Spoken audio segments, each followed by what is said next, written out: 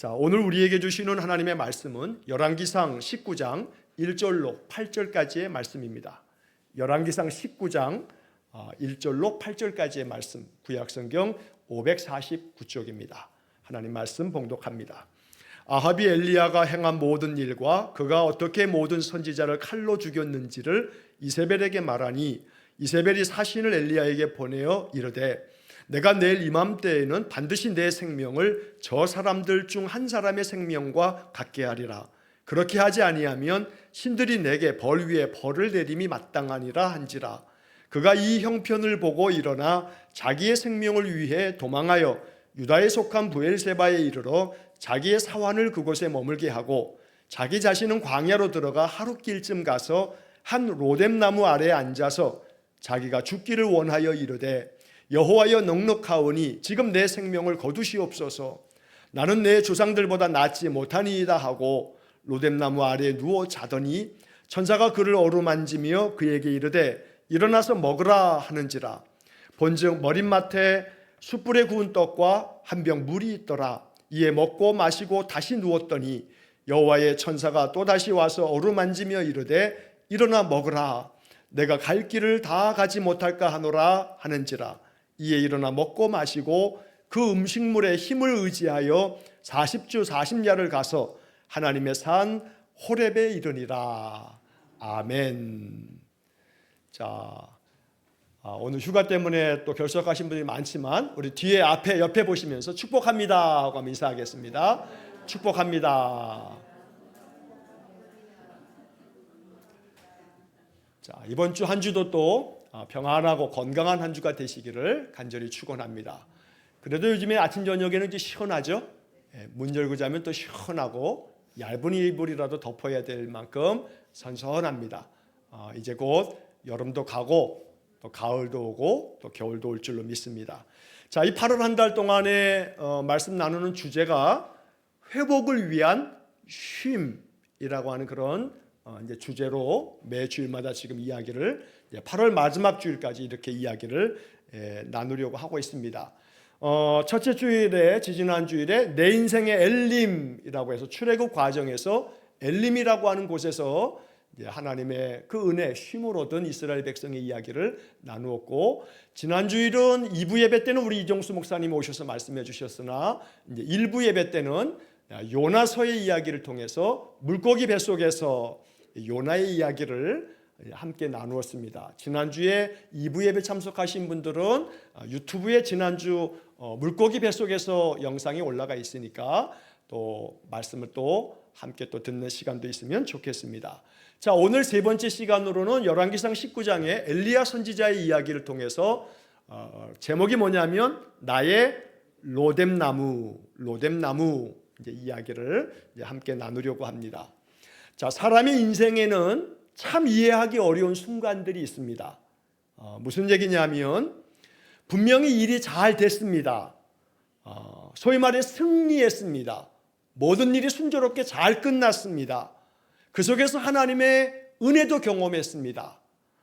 자, 그러면 그렇게 하나님의 은혜도 경험하고 모든 일이 잘 되고 승리하게 되면 그 이후도 그 힘을 받아서 아주 잘 살아낼 것 같은데 사람이라는 것이 그렇지 못해서 잘 되다가도 한순간 무너집니다. 마음이 평화롭고 또 순조로웠다가도 어느 한순간 마음이 와장창 무너져 버리기도 하다는 것이죠. 자, 오늘 성경에 이제 엘리야 선지자의 이야기를 우리가 함께 나눌 텐데, 엘리야라고 하는 이분은 성경에 나오는 선지자들 중에서 대단히 위대한 선지자입니다. 예수님께서 변화산에서 예수님이 변모하실 때에도 구약의 그 인물들 중에 두 사람이 나와서 주님과 대화하는 장면을 성경이 묘사하고 있는데 모세와 엘리야가 등장합니다. 그러니까 율법을 대표하는 모세, 선지자를 대표하는 사람 중에 선지자들이 많은데 그 중에 당연 으뜸은 누구냐면 엘리야입니다. 그래서 예수님과 함께 변화산에서 주님과 대화했던 구약의 두 인물도 모세와 엘리야였던 겁니다. 그런 엘리야입니다. 자, 그런데 오늘 본문에 등장하는 이 엘리야의 모습은 우리가 익히 알고 있는 갈멜산에서 바알의 선지자 아세라 선지자 850명과 대결해서 승리했던 그 위대한, 그 강력한 영적인 힘을 가진 엘리야의 모습이 아닙니다. 갈멜산의 이야기는 우리가 지금 읽은 19장의 앞에 18장에 그런 얘기가 나오는데 우리가 잘 알고 있는 얘기죠. 이 갈멜산에서 이 엘리야 선지자는 참 담대했습니다. 하나님을 의지했고요. 그래서 850여 명의 바알 선지자 아세라 선지자와 대결을 해가지고 누가 섬기는 신이 진짜 신이냐, 자기들이 섬기는 바알의 신 아세라 신이 진짜냐, 아니면 너희들이 섬기는 그 여호와가 진짜냐 라고 하는 대결을 하게 됐는데, 그래서 제단을 각각 쌓고 그 제단에 불로 응답하는 신이 진짜 신이다, 이렇게 해서 대결을 한 겁니다. 하루 종일 바알의 선지자 아세라 선지자들이 자기들의 만든 제단 앞에서 아무리 바알을 부르고 아세라를 불러봐야 아무 소용이 없습니다. 묵묵부답, 대답이 없습니다. 해가 질 무렵이 돼서 이제 엘리야의 순서가 돼서 엘리야가 그 제단에 하나님의 불이 임하기를 기도하자 하늘에서 불이 내려 그 제단의 모든 재물을 다 불살랐습니다. 온 이스라엘 백성들이 하나님이 여호와가 우리 하나님이시다 라고 하면서 하나님이 정말 참 하나님이신 것을 이제 알게 됐고, 그래서 이 엘리야는 바알의 선지자 아세라 선지자 저 850여 명을 다 잡아라, 다 붙잡아다가 그 갈멜산 밑에 있는 기손 시내로 내려가서 그들을 다 죽이라 해서 죽였습니다. 큰 승리를 거두어서 이방의 헛된 우상을 섬기지 못하도록 이스라엘 백성들에게 여호와가 참 하나님이시라 라고 하는 것을 알려주었던 겁니다. 대단한 일이 벌어진 겁니다. 자, 그런데 하루도 지나지 않아 얼마 있어서 이 엘리야는 그 담대했던 마음과 믿음이 와장창 다 무너져 버립니다. 자, 이 갈멜산에서의 이야기를 그 당시에 왕이었던 아합 왕이, 북이스라엘의 왕이었는데, 이 아합 왕이 자기 아내였던 이세벨 왕비에게 그 모든 자초지종의 이야기를 다 들려줍니다. 그랬더니 이세벨이라고 하는 이 왕비가 내일 이맘때까지 엘리야를 내가 반드시 죽이겠다 라고 하면서 신하를 보내가지고 이 얘기를 엘리야에게 들려준 겁니다. 내가 내일 이맘때까지 네가 죽인 저 사람들처럼 너도 반드시 죽을 거다, 내가 죽이겠다 하는 겁니다. 만약에 그렇지 않으면 신들이 나에게 벌 위에 벌을 내리실 거라 라고 하면서 엘리야 선지자에게 사람을 보내서 이 얘기를 하면서 협박을 한 겁니다. 엘리야가 그 이야기를 듣고 이 형편을 보고 겁이 나서 일어나 도망을 칩니다. 저 북이스라엘의 선지자인데 남유다의 저 밑에 있는, 남유다에서도 한참 밑에 있는 광야의 브엘세바라고 하는 성읍까지 도망을 쳐서 그 도망갔던 그 중에 같이 갔던 사환은 너희는 여기에 있으라 하고서 그 유다 광야, 사막 같은 그 광야길로 하루 길을 더 들어가서 거기서 로뎀나무라고 하는 그 관목, 그 그늘이 조금 있는 그 나무 밑에서 잠이 든 겁니다. 자, 오늘 이 이야기는 그 가운데 이제 그 속에서 하나님 만나는 이야기가 펼쳐지게 됩니다. 자, 갈멜산에서의 엘리야와 로뎀나무 아래에서 기진맥진 쓰러져 있는 엘리야는 같은 사람입니다. 그런데 갈멜산에서는 하나님이 불로 임하실 것이라고 담대했던 이 엘리야가 와장창 그 믿음이 무너지면서 걸음아 나 살려라 하고서 살기 위해서 도망을 쳤습니다. 저 북이스라엘 나라에서 남유다 맨 밑에 있는 이 브엘세바를 지나서 광야길까지 도망을 쳤던 겁니다. 자, 어떻게 이런 일이 벌어지게 됐는가라고 하는 것을 이제 오늘 살펴보면서 하나님께서 이 엘리야에게 그를 회복시켜 주시고 그에게 쉼을 주신 이야기를 우리가 나누려고 하는 겁니다. 자, 오늘 이 이야기를 좀 더 이해를 하기 위해서 그 당시의 시대적인 배경을 좀 더 살펴보면 한결 그때 이런 형편 가운데 있었구나 라고 하는 것을 우리가 이해할 수가 있습니다. 말씀드린 것처럼 그 당시에 북이스라엘 나라는 아합이라고 하는 사람이 왕이었습니다. 자, 이 아합이라고 하는 사람은 북이스라엘의 7번째 왕이었는데 이 사람이 주전 874년에서 853년까지 왕으로 다스렸습니다. 그러니까 예수님 오시기 전에 한 850년 전에 있었던 이야기입니다. 자, 그런데 이 아합이 북이스라엘 다스렸을 때 북이스라엘은 굉장히 나라가 번영을 누렸던 시대입니다. 정치적으로도 이 북이스라엘 아합 왕이 아주 절대 군주로서 왕권이 강화됐던 시대였고, 그래서 경제적으로도 아주 풍요로웠고 군사적으로도 이스라엘 군대의 힘이 아주 강했습니다. 주변 나라가 북이스라엘을 함부로 얕잡아보고 침략하지 못했던 겁니다.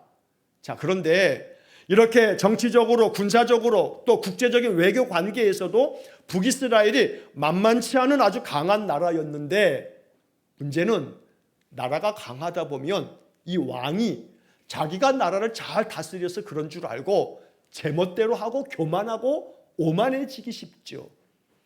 더더군다나 이 아합 왕이 누구랑 결혼했냐면 이세벨이라고 하는 여자랑 결혼을 했는데, 이세벨은 북이스라엘 저 북쪽에 가면 지중해 연안에 거기에 한 나라가 있습니다. 우리가 세계사 시간에는 페니키아라고 하는 그런 이름으로 그 나라를 배웁니다.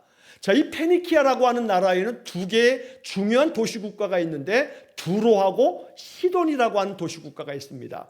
바로 그 시돈이라고 하는 나라에 공주가 있어요. 왕의 딸이 이세벨인데, 이 북이스라엘이 이 시돈이라고 하는 나라와 이렇게 정치적인 그런 정략 결혼을 하면서 아합 왕은 바로 이 시돈의 왕의 딸 이세벨을 아내로 맞이합니다. 그리고 이방 여인입니다. 하나님 섬기는 백성이 아닙니다. 이 페니키아 나라는 바알과 아세라를 섬기고 그 외에도 신들을 많이 섬기는 그런 나라였습니다. 거기서 공주를 아내로 맞이했으니까 하나님 섬기는 것은 고사하고, 이 북이스라엘의 수도였던 사마리아에 바알의 신전을 만들기도 하고 우상을 섬기는 일에 아주 몰두했던 겁니다. 그러니까 북이스라엘은 점점 하나님 떠나고 하나님 등지고 거역하면서 악을 행하게 되었던 거죠. 자, 그런 시대에 하나님께서 이 아합의 시대를 평가하면서 열왕기상 16장 30절에 보면 이 아합이 그 이전의 모든 사람보다 여호와 보시기에 악을 더욱 행했다라고 하는 말씀도 기록이 되어 있습니다. 이세벨이 얼마나 무시무시한 여자였냐면, 이 왕비인 이세벨이 왕이 있음에도 불구하고 이 왕비 이세벨이 이 나라의 정치를 막 지 마음대로 막 휘어잡습니다. 그래서 여호와의 선지자들을 붙잡으라 하고 그들을 감옥에 가두고 핍박하고 심지어 죽이기도 하고, 그 당시에 여호와를 섬겼던 많은 선지자들이 다 숨어야만 했습니다. 그렇지 않으면 잡히면 발각되면 옥에 갇히거나 죽임을 당했던 겁니다. 자, 그랬던 시대에 하나님께서 엘리야를 선지자로 세우셔서 좀 전에 말씀드린 갈멜산에서 이 바알과 아세라 선지자들과의 영적 대결을 통해서 승리를 거두게 됐던 겁니다. 그러니까 엘리야가 얼마나 그 마음 가운데 여호와가 하나님 되심이 나타났으니까 불로 응답하신 하나님을 경험하면서 이 엘리야는 이스라엘의 모든 영적인 환경을 바꿀 수도 있는 상황이었던 겁니다. 그래서 아합 왕에게 촉구해가지고 바알과 아세라 신이 다 헛된 거다, 이제 이 나라를 개혁해야 된다, 영적으로 다시 하나님 섬기는 나라가 되고 사마리아의 바알 신전들을 다 부수고 다시금 여호와를 섬기는 나라가 돼야 한다 라고 촉구하면서 영적인 개혁을 단행할 수 있는 그런 때였던 겁니다. 그런데 엘리야는 그렇게 하지 못했습니다. 오히려 이세벨 이 왕비가 너 내일 이맘때까지 내가 반드시 널 죽일 거야 라고 하는 이 사람을 통해서 전가를 보내자 엘리야가 겁을 집어먹고 도망을 친 겁니다. 안타깝기 그지없습니다. 그때 북이스라엘 엘리야가 다 영적으로 갱신과 개혁을 이루었으면 좋았을 텐데 엘리야가 그렇게 하지 못하고 이 이세벨, 이 왕비의 이야기 한마디 듣고 도망을 친 겁니다. 북이스라엘 어느 도시로 도망친 것도 아니고 남유다 저 밑에 있는 브엘세바, 그것보다 더 밑에 있는 광야로 도망쳐서 숨었던 겁니다. 똑같은 사람이었습니다. 어느 한때는 갈멜산에서 큰 승리를 이루었던 이 엘리야가 불과 며칠도 지나지 않아서 마음이 다 무너질 대로 무너져서 두려움 가운데 공포 가운데 휩싸여 도망쳤다는 겁니다. 어떻게 한 사람에게서 그것도 며칠 만에 이런 일이 벌어지냐 이 말입니다. 잘 살다가도 어느 한순간 어떤 일을 당하게 되면 한순간에 다 무너져 내리는 게 이게 인생입니다. 지금 모든 것이 평안하고 지금 모든 것이 뜻대로 되고 지금 모든 것이 건강하고 남부럽지 않게 모든 것 다 누리며 살 것 같지만 그것도 한순간에 무너져 내릴 수 있다는 겁니다. 엘리야의 모습이 우리에게 그걸 알려주고 있는 겁니다. 자, 그래서 오늘 우리는 이 엘리야의 이야기를 통해서 우리의 인생의 삶을 돌아보고 생각해 보는 겁니다. 자, 먼저 오늘 본문 이야기에 보면 2절 말씀을 한번 보겠습니다. 2절 말씀을 화면으로도 한번 좀 띄워주면 좋겠습니다. 자, 2절 말씀에 보게 되면 이 이야기가 이렇게 전개가 됩니다. 이세벨이 이야기를 하죠. 내일 이맘때에는 내가 반드시 네 생명을 저 사람들 중 한 사람의 생명과 같게 하리라. 엘리야를 죽이겠다는 얘기죠.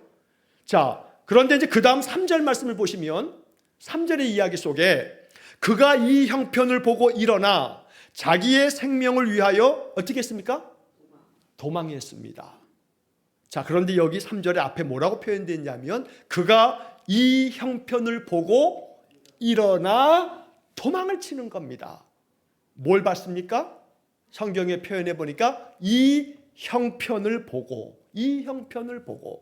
자기 앞에 지금 놓여있는 현실을 보고 자기 눈앞에 펼쳐져 있는 이세벨이 자기를 내일까지 반드시 죽이겠다는 얘기를 전해 듣고 이 엘리야가 도망을 친 겁니다. 자기 생명을 위하여 도망했다고 성경에 적혀 있습니다. 살아보겠다고 도망친 겁니다. 자, 갈멜산에서 엘리야가 뭘 봤습니까? 하나님을 봤습니다. 하나님의 능력을 본 겁니다. 엘리야가 기도했더니 하늘에서 불이 내렸습니다. 불이 내려서 응답하신 하나님을 경험한 것입니다. 자, 그러니 하늘에서 내리는 하나님의 불을 본 사람이 엘리야입니다. 똑같은 사람인데 불과 며칠도 지나지 않아 이 엘리야는 지금 자기 눈앞에 보여있는 현실을 보고 눈앞에 있는 형편을 보고 도망을 치는 겁니다. 그래서 오늘 우리는 이 엘리야의 모습 속에서 우리 모습을 발견하는 겁니다. 자기를 죽이겠다는 이 이세벨, 이 왕비가 전해준 그 신하의 얘기를 듣고 이 엘리야는 한순간 무너집니다. 사람은 자기가 바라보는 것에 영향을 받기 마련입니다. 뭘 보느냐에 따라서 사람의 삶이 달라진다는 겁니다. 하나님을 바라보면 믿음이 생깁니다. 그러나 내 인생의 문제를 자꾸만 바라보고 생각하면 두려움이 생깁니다. 염려와 불안이 생깁니다. 하나님의 약속의 말씀을 자꾸 바라보면 소망이 생깁니다. 평안이 생기는 겁니다. 하지만 내 눈앞에 펼쳐져 있는 현실, 발등에 떨어진 불을 보게 되면 화들짝 놀라가지고 도망치는 겁니다. 엘리야처럼 회피하고 싶은 겁니다. 모든 인생의 삶 이제는 끝났다는 절망의 마음속에 도망치고 회피하고, 그래서 엘리야가 도망친 저 광야에 가서 뭐라고 합니까? 여호와여 넉넉하오니 날 죽여달라고. 엘리야가 이렇게 지금 말하고 있는 겁니다. 죽는 게 낫다고 얘기하고 있는 겁니다. 왜 그럽니까? 똑같은 사람인데 갈멜산에서 응답하시는 하나님을 봤을 때에는 담대했던 엘리야가 자기 눈앞에 펼쳐진 그 현실을 바라보다가 마음이 무너지고 지고 그러다 보니 도망치는 겁니다. 그 도망친 끝자리가 로뎀나무 아래였고, 이 로뎀나무 아래에서 엘리야는 나를 그냥 죽여달라고, 지금 내 생명을 거두시옵소서 말하는 겁니다. 죽여달라는 거죠. 지금 내 생명을 거두어 가십시오. 아마도 인생을 사는 동안에 지금 이 엘리야의 이 탄식의 소리가 어쩌면 우리 입에서도 나온 적이 있을지 모릅니다. 어쩌면 여기 앉아 계신 분들 중에도 나도 그런 소리를 한 적이 있지. 하나님, 내가 이렇게 살 바에는 죽는 게 낫겠어요. 내 생명 거두어 가세요. 라고 하는 마음일 때가 있다는 겁니다. 그래서 우리는 지금 이 엘리야의 모습을 바라보면서 내가 어떻게 해야 하는가? 내가 만약 또다시 내 인생 속에 이런 상황이 됐을 때 내가 어떻게 해야 하는가? 라고 하는 문제를 오늘 이 성경 이야기 속에서 발견해야 된다는 겁니다. 믿음의 사람들에게 있어서 중요한 것은 내 눈앞에 지금 펼쳐져 있는, 내 발등에 떨어져 있는 그 문제, 그 불이 문제가 아닙니다. 내가 뭘 바라보면서 사는가, 이게 중요한 겁니다. 엘리야에게 이 문제는 갑자기 생겨난 것이 아닙니다. 사실 이세벨은 무시무시한 여자입니다. 여호와의 선지자들을 붙잡아다가 옥에 가두거나 죽였던 사람입니다. 그래서 여호와의 선지자들이 다 도망쳤던 시대입니다. 또한 동시에 엘리야에게 그 하나님은 갈멜산에서의 하나님과 지금 이 형편 가운데 있는 그 하나님도 다름이 없는 똑같은 하나님입니다. 그러니 어제의 하나님이나 오늘의 하나님이 다르지 않습니다. 그런데 달라진 것이 하나 있습니다. 엘리야의 시선이 달라진 겁니다.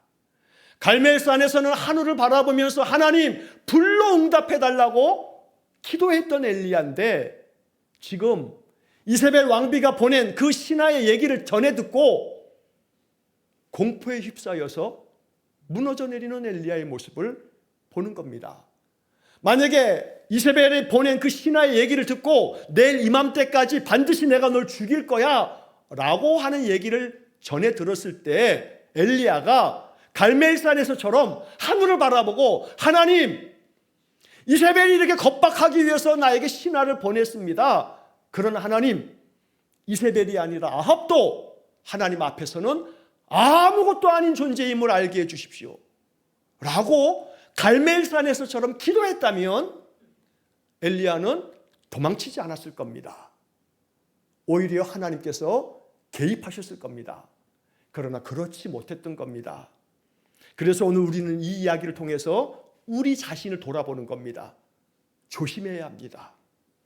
우리의 인생의 삶도 마찬가지일 수 있기 때문에 정말 조심해야 합니다. 아무리 믿음이 좋은 사람도 엘리야만 하겠습니까? 우리가 아무리 믿음이 좋다 한들 엘리야만큼 좋겠습니까? 그런데 엘리야도 이 형편을 보고 무너져 내렸습니다. 믿음이 좋은 사람도 내 눈앞에 펼쳐진 형편이 너무나 절박하고 힘들면 무너지는 겁니다. 아무리 오랫동안 기도했던 기도의 사람도 예외가 없습니다. 우리가 아무리 기도의 사람이라 한들 엘리야만큼 하겠습니까? 그런데 엘리야도 무너져 내렸습니다. 아무리 기도를 오래 하는 기도의 사람이어도 무너져 내릴 수 있습니다. 큰 은혜를 경험했다 해도 한순간에 무너져 내릴 수 있다는 겁니다. 은혜로 치자면 엘리야만 하겠습니까? 기도했더니 하늘에서 불이 내렸는데 그런 엘리야만 하겠냐 이 말입니다. 그러나 그런 사람도 무너져 내렸습니다. 그러니 조심해야 합니다. 나도 무너져 내릴 수 있습니다. 매 주일마다 또 매일 아침마다 강단에 서서 하나님의 말씀을 전하는 이 목사도 한순간에 무너져 내릴 수 있습니다. 그러므로 우리는 모두가 다 조심해야 합니다. 내 눈앞에 펼쳐져 있는 이 형편, 내 현실, 내 눈앞에 지금 당장에 와 있는 이 괴로움의 인생의 문제들, 재정의 문제가 됐든 건강의 문제가 됐든 관계의 문제가 됐든 어떤 문제가 됐든 간에 자꾸 거기에 집중하다 보면 마음은 불안해지고 염려에 휩싸이면서 무너져 내립니다. 그때 어떻게 해야 합니까? 주님을 바라봐야 합니다. 그래서 시편 121편의 말씀을 우리가 잘 알죠? 121편 1절과 2절에 내가 산을 향하여 눈을 들리라. 나의 도움이 어디서 올까? 나의 도움은 천지를 지으신 여호와에게서로다. 이 찬양이 우리의 신앙 고백이어야 합니다. 내가 산을 향하여 눈을 들리라. 내가 눈을 들어서 바라봐야 할 것은 천지를 지으신 여호와를 바라보는 것이 필요하다는 겁니다. 그러므로 나의 삶에서, 인생의 삶에 아무리 절박한 현실이 내 눈앞에 펼쳐져 있다 할지라도 그 형편만 바라보고 있으면 마음이 다 무너집니다. 소망이 사라집니다. 그러면 엘리야처럼 우리도 그렇게 탄식하며 소리치는 겁니다. 주님, 내 생명을 거두시옵소서. 그러나 그렇게 돼서는 안 됩니다. 내 생명을 거두어 달라고 기도하지 말고 그런 마음에 탄식이 있다면 내가 하나님을 바라봅니다. 나의 도움은 천지를 지으신 하나님에게 있습니다. 하면서 당장의 내 현실은 너무나 힘들어도 내가 하나님 바라봅니다. 라고 기도하면서 하나님 볼 수 있기를 축복합니다. 말씀을 펼치시고 말씀을 읽으시고 거기서 약속의 말씀을 찾아내시고 그 말씀을 붙드시고 자꾸 읊조리시고 암송하시고 찬송을 부르시고 찬송의 가사 속에서 내 마음의 기도를 담으시고 그러면 그 어떤 스트레스도 그 어떤 마음을 괴롭히는 인생의 문제도 가벼워질 겁니다. 그걸 능히 돌파해낼 수 있을 겁니다. 자, 이 엘리야가 도망친 곳이 광야입니다. 사막 같은 곳입니다. 저도 옛날에 성지순례 가서 유다 광야를 가서 한번 본 적이 있습니다. 정말 황량하기 그지없습니다. 진짜 말 그대로 사막입니다. 그러니 거기에 가끔씩 한참을 차를 타고 가다 보면 나무 한 그루가 이렇게 한 그루씩 그냥 이렇게 한두 그루가 그냥 앙상하게 있습니다. 그래도 그게 나무라고 이파리도 거의 없는 그 나무 밑에 조그마한 그늘이 있습니다. 광야에서 이 엘리야가 조그마한 나무 하나를 발견하고 그 나무 밑에 가서 누워서 잠이 든 겁니다. 자, 그 나무 이름을 성경은 로뎀나무라고 이렇게 지금 말하고 있습니다. 하나님께서 이 엘리야가 광야에 숨어 들어왔는데 도망쳐 왔는데 거기에 로뎀나무 하나를 예비하셔서 엘리야가 로뎀나무 밑에 가서 기진맥진 마치 탈진한 사람처럼 쓰러져 누워서 잠들었던 겁니다. 이 로뎀나무, 오늘 이 말씀의 제목처럼 나의 로뎀나무. 엘리야가 로뎀나무까지 왔습니다. 이 로뎀나무에서 쉼을 얻고 있는 겁니다. 그 지친 몸과 마음이 도망쳐온 이 엘리야가 로뎀나무 아래서 한숨을 돌리듯 그렇게 쉬면서 탄식하는 소리가 뭐였습니까? 여호와여, 넉넉하오니 지금 내 생명을 거두시옵소서. 로뎀나무 아래에서 했던 말입니다. 내가 죽는 게 나으니 나를 그냥 죽여주십시오. 내 생명 거두어 가주십시오. 로뎀나무 아래에서 엘리야가 그렇게 소리쳤던 겁니다. 그런데 하나님께서는 이 로뎀나무 아래에서 소리쳤던 이 엘리야가 기진맥진 잠들어 있을 때 그 엘리야를 하나님의 천사를 보내어 깨우십니다. 하나님의 천사를 보내어서 이 엘리야를 깨우면서 하나님은 이 엘리야를 야단치지 않습니다. 책망하지 않습니다. 엘리야야, 너 왜 이렇게 믿음이 없느냐? 갈멜산에서 불을 내린 것이 나 여호와가 아니냐? 너 왜 나를 믿지 못하냐?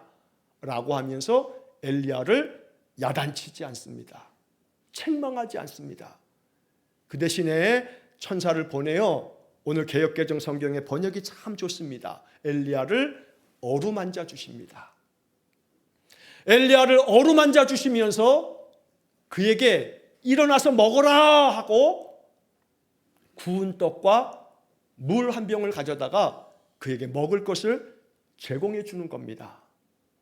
한마디 야단도 치지 않으시고 이 로뎀나무 아래 천사를 보내서 먹을 것을 준비하여 그에게 먹으라, 일어나 먹어라 라고 말씀해 주셨던 겁니다. 자, 여기 이 엘리야가 지쳐서 쓰러졌던 그곳 로뎀나무, 이 로뎀이라고 하는 이 이름의 뜻은 사실은 그냥 나무 이름입니다. 이 로뎀나무라고 하는 이 이름인데, 근데 이 로뎀이라고 하는 이 말은 히브리 말로는 라탐이라고 하는 동사에서 파생이 되어서 로뎀이라고 하는 말에 이제 명사가 돼서 그 나무 이름을 로뎀나무라고 불렀던 겁니다. 근데 이 로뎀이라고 하는 말의 이 어근이 되는 그 동사 라탐이라고 하는 말의 뜻은 뭐냐면 묶다, 매다 뜻입니다. 그래서 이 나무를 로뎀나무라고 부르는 이유는 이런 것 같습니다. 광야 사막에서 유목민들이 양을 치기 위해서 풀이 있는 곳을 찾아다니다가 광야를 지나가다 보면 그 광야를 한참 가다 보면 정말 쉬어야 할 때가 있는데 쉴 수가 없는 겁니다. 떼약볕에서. 그러다가 한참 가다 보면 저기에 조그마한 나무 한 그루를 보게 되면 그 나무 관목 밑에 가서 잠시 쉼을 얻는데 그 쉴 때 자기들이 끌고 온 양이나 낙타나 낙이나 이런 것들을 그 나무에다가 줄을 묶어서 메어두고 그렇게 메어두었다라고 해서 짐승을 거기다가 묶어두었다라고 하는 묶다라고 하는 뜻의 라탐이라고 하는 동사에서 그러면 이 나무를 로뎀나무라고 이렇게 부르게 됐다는 겁니다. 그러니까 이 로뎀나무 밑에서 지금 엘리야가 기진맥진 나를 거두어달라고 내 생명 거두어달라고 할 그때 하나님은 천사를 보내어 먹을 것을 제공하면서 일어나 먹어라 라고 말씀하시는 겁니다. 일어나 먹은 엘리야가 다시금 또 잠들었을 때 또다시 천사가 그를 어루만지면서 일어나 먹으라 라고 말씀합니다. 자, 그러면서 오늘 성경의 이야기는 바로 이 로뎀나무가 엘리야에게 있어서 회복의 자리가 된 겁니다. 이 로뎀나무에서 엘리야는 내 생명을 거두어 달라고 탄식했지만 그 생명을 거두신 것이 아니라 오히려 천사를 보내서 엘리야에게 먹을 것을 제공하면서 일어나 먹어라 하고 회복의 쉼을 주셨다는 겁니다. 자, 그러므로 우리 인생의 삶에서 뭐가 필요합니까? 로뎀나무가 필요한 겁니다. 나도 내 인생 가운데 지치고 고난할 때 로뎀나무 아래에서 하나님의 은혜를 경험하는 복이 있기를 축복합니다. 그래서 이 로뎀나무를 우리는 이렇게 재해석하는 겁니다. 우리의 삶에도 로뎀나무가 필요하기 때문에 하나님, 나에게 로뎀나무를 허락해 주십시오. 나도 로뎀나무 아래에서 주의 천사를 만나고 하나님의 은혜를 얻기를 원합니다. 그래서 로뎀나무 아래에서 나도 회복되기를 원합니다 라고 기도하는 겁니다. 그러면 그 로뎀나무가 어디겠습니까? 로뎀나무라고 하는 어떤 장소가 있어가지고 그 장소에 가면 그냥 회복되는 게 아니고 어쩌면 이 로뎀나무는 하나님 앞에 서는 그 자리가 로뎀나무일 수 있습니다. 그럼 여러분 주일마다 예배당에 나오실 때 이런 마음으로 기도하면서 나오십시오. 하나님, 내가 오늘도 한 주간 고단하고 지친 내 마음을 가지고 예배당에 갑니다. 오늘도 예배하는 이 예배당이 나에게 로뎀나무가 되게 해주십시오. 이 한 시간 찬송하고 기도하고 말씀을 들으면서 하나님, 내 마음에 쉼을 얻고 내 생각이 변화되고 내 마음속에 다시 새로운 용기와 지혜를 얻어서 또 한 주를 살아낼 수 있도록 나를 회복시켜 주십시오. 예배의 자리가 로뎀나무가 될 수 있어야겠습니다. 더러는 나 혼자 조용히 있는 그 하루의 시간 중에 여러분들의 일과 속에서 내가 조용히 하나님 생각하며 기도하는 시간이 로뎀나무 아래가 될 수 있습니다. 여러분들이 여러분들의 가정에서 아니면 일터에서 아니면 오가는 차량 안에서라도 내가 잠시 읊조리는 찬송 속에서도 거기가 바로 로뎀나무일 수 있다는 겁니다. 내가 잠시 하나님 묵상하고 하나님께 기도하고 하나님께 찬송하는 그 짧은 시간 그 자리가 로뎀나무가 된다면 내 마음에 쉼을 얻을 수 있을 겁니다. 하나님이 성령으로 내 마음을 어루만져 주셔서 낙심된 내 마음을 바꾸어 주시고 불안했던 내 마음에 평화를 주시고 마음 가운데 무너졌던 내 마음의 모든 것들이 다시금 놀랍게 회복되어지는 그런 역사가 일어나는 자리, 그게 로뎀나무 아래라는 겁니다. 여러분, 방에 들어가서 깜깜한 밤에 우리가 제일 먼저 하는 게 뭡니까? 스위치를 눌러서 불을 켜는 겁니다. 그런데 어두움과 환한 빛이 교차되는 시간이요, 한참 걸리나요? 안 해요. 스위치를 탁 누르는 순간 방 안에 있는 어둠은 순식간에 확 사라져 버립니다. 그리고 스위치를 누르는 순간 내 방 안은 환해집니다. 어둠과 환한 빛의 이 차이는요, 그 중간에 많은 시간과 많은 거리가 필요한 게 아닙니다. 한순간입니다. 이 말씀은 내 마음의 근심, 걱정, 염려, 불안, 삶에 대한 공포, 두려움, 온갖 괴로움이 평화로 바뀌는 것은 한순간입니다. 한순간 내 마음속에 주님, 여기가 로뎀나무입니다. 내 마음을 어루만져 주십시오. 지금 내 하나님이 나와 함께 계심을 내가 믿습니다. 성령 하나님, 내 마음을 옥죄는 모든 스트레스가 지금 이 순간 내가 예수 이름으로 기도할 때 마음의 모든 어둠이 빛으로 변화되게 해주십시오 라고 기도하면 어두웠던 마음이 한순간 환하게 바뀌는 겁니다. 그런 은혜를 경험할 수 있기를 축복합니다. 그런 로뎀나무를 경험해야 합니다. 더러는 사람이 로뎀나무일 수 있습니다. 내가 좋은 믿음의 사람과 만나 좋은 믿음의 교제를 하고 이야기를 나누다 보면 내 마음이 평화로워지고 안심이 될 때가 있습니다. 그러면 그 사람이 하나님 내게 준비해 주신 로뎀나무일 수 있을 겁니다. 그러므로 나의 삶 속에 하나님 어떤 모양으로든 어떤 조건으로든 로뎀나무를 만나게 해주십시오. 내 삶이 쉼을 얻을 수 있는, 내 마음의 생각이 변화될 수 있는, 나의 삶이 다시금 회복되어서 새 길을 찾아 나갈 수 있는 그런 로뎀나무가 우리의 삶 속에 있어지기를 간절히 축원합니다. 로뎀나무 아래에서 엘리야는 멈춰야만 했습니다. 그러나 멈춤은 정지가 아닙니다. 퇴보도 아닙니다. 그 멈춘 그 자리에서 그는 쉼을 얻었고 결국 그 로뎀나무 아래는 엘리야에게 쉼터가 되었고 하나님 안에서 은혜를 얻는 시간이 되었다는 것입니다. 그러므로 오늘 이 지친 이 엘리야에게 찾아오신 하나님, 천사를 보내어 그를 어루만져 주신 하나님, 그 은혜가 우리 안에 충만하기를 간절히 축원합니다. 오늘 우리는 이 본문의 말씀에서 어루만지며 라고 하는 개역개정 성경의 이 번역이 두 번이나 반복되는 것을 봅니다.